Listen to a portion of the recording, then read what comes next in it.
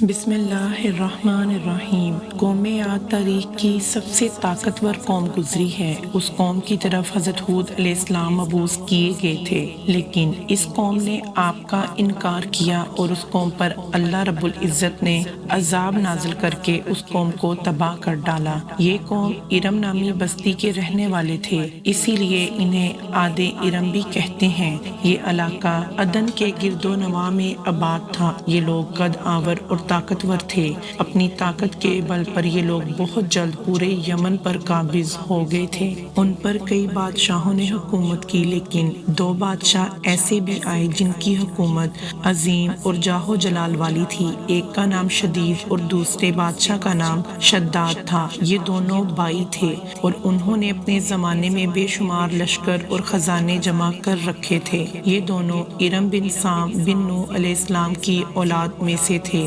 شدید بادشاہ کے مرنے کے بعد حکومت کا بادشاہ شداد بن گیا۔ شداد نے تمام قبائلی سردار اور بادشاہوں کو اپنا مطیع و فرما بردار بنا لیا اور دنیا کے بعض دیگر بادشاہ بھی اس کے اطاعت گزار ہو گئے تھے۔ اس نے اپنے وقت میں تمام بادشاہوں کو اپنے جھنڈے کے نیچے جمع کر لیا تھا اور اس نے پیغمبروں کی زبان سے جنت کا ذکر سن کر براہ سرکشی دنیا میں ایک جنت بنانی چاہی۔ اس وقت کے علماء اور پیغمبروں کے پیروکاروں نے اسے بہت سمجھانے کی کوشش کی اور اللہ تعالیٰ کے عذاب سے ڈرایا، مگر وہ کہنے لگا، میرے پاس دولت اور حکومت سب کچھ ہے، اب خدا کی عبادت کی کوئی ضرورت نہیں۔ نعوذ باللہ۔ شداد نے حضرت ہود علیہ السلام کی زبان سے جنت کے بارے میں سن رکھا تھا کہ جنت کتنی خوبصورت ہوگی اور اس میں موجود کیا کیا نعمتیں ہوں گی، اس لیے اس نے زمین میں ایک جنت بنانے کا ارادہ کیا اور نہایت تکبر سے کہتا تھا،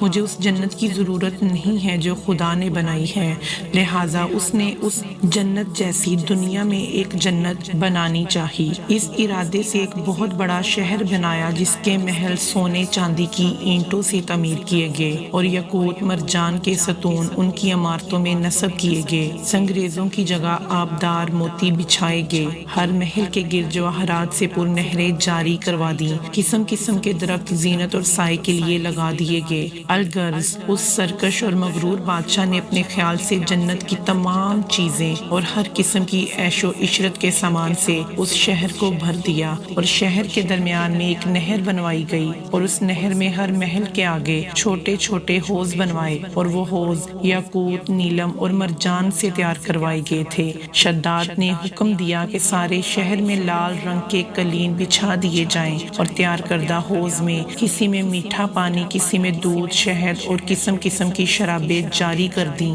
روایتوں میں آتا ہے کہ اس جنت کو بنانے میں 300 سال کا عرصہ لگا، جبکہ شداد کی عمر 900 سال کے قریب تھی۔ جب یہ شہر مکمل ہوا تو یہ شداد بادشاہ متکبرانہ انداز میں اپنے جاہ و جلال، اپنے ساتھیوں اور لشکروں کے ساتھ روانہ ہوا۔ جب اس شہر کے دروازے پر پہنچا تو اللہ رب العزت کی جانب سے آسمان سے ایک ہولناک آواز آئی، جس سے اللہ تعالیٰ نے شداد اور اس کا لشکر اور ساتھی ہلاک کر دیے اور وہ اپنی بنوائی ہوئی جنت کو ایک نظر بھی نہ دیکھ سکا۔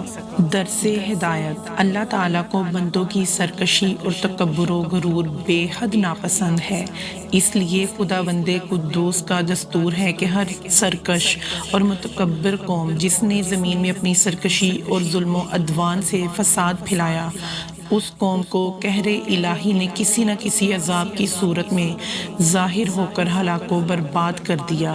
لہٰذا ان قوموں کے عروج و زوال اور ان لوگوں کے عذاب الہی سے پامال ہونے کی داستانوں سے عبرت و نصیحت حاصل کرنی چاہیے، کیونکہ قرآن مجید میں ان اقوام کے انجام کے ذکر کا مقصد ہی یہی ہے کہ اہل قرآن اور ایمان والے ان کی داستان سن کر عبرت پکڑیں۔